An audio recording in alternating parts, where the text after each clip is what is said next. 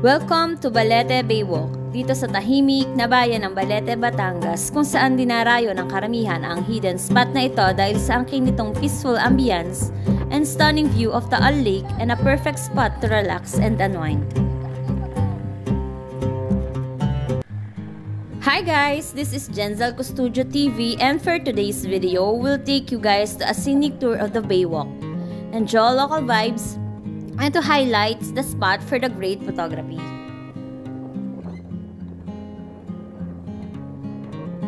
Quick escape ulit. Puntahan natin saglit itong Balete Baywalk na sikat ding spot or tambayan ng mga riders dito sa Batangas.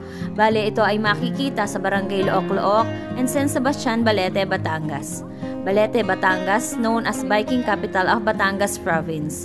Balete Baywalk is a favorite destination of cyclists and motorists for its newly paved roads and of course, the unclouded view of Taal Lake and volcano.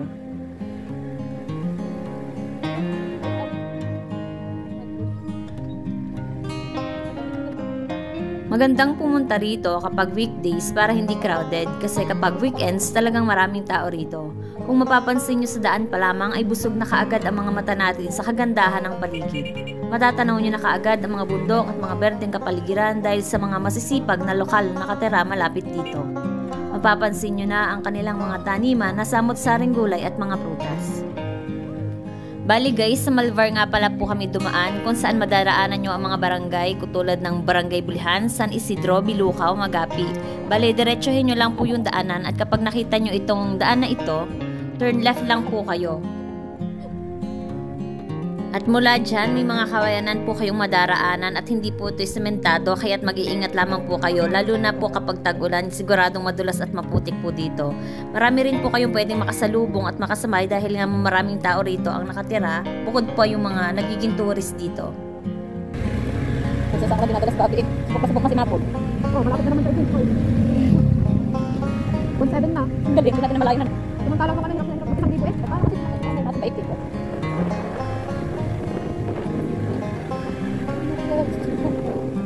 Naakes.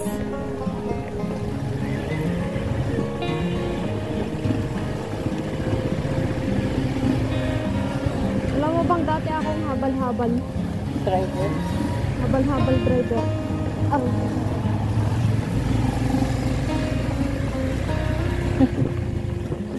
Traffic na.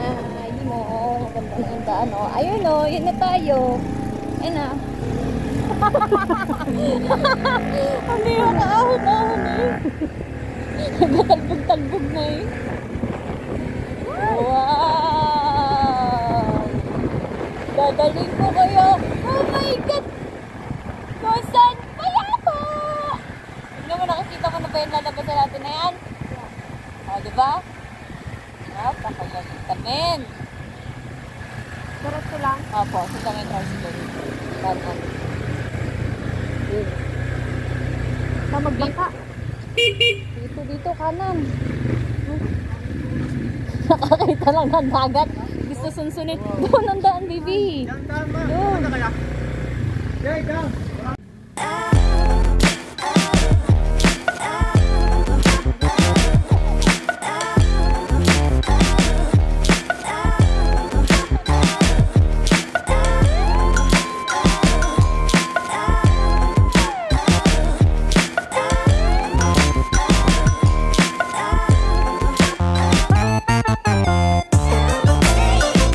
From morning walks to breathtaking sunset, Balete Baywalk is a must-visit for nature lovers like me and anyone seeking a tranquil escape from the city. What are you waiting for, guys? Bring your friends here and take a break. Bring your camping chairs and have a seat and start to feel the place. Its quiet and peaceful vibes will help you somehow forget your problem for the meantime. Release your stress, self-doubt, pressure, or disappointment here. Inhale the positivity of nature.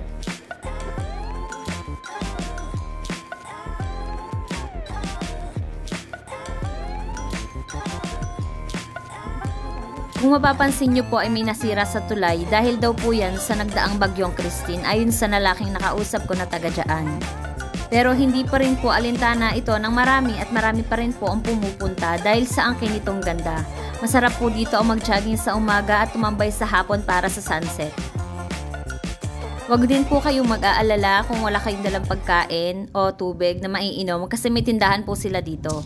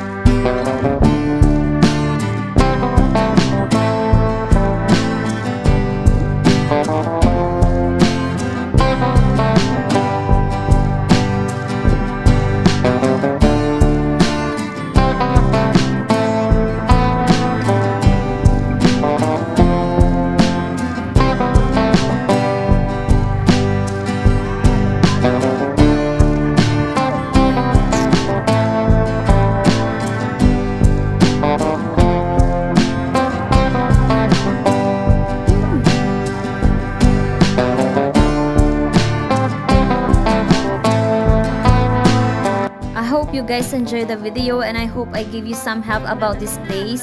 Please don't forget to like, comment, share, and subscribe. Until next time guys, bye!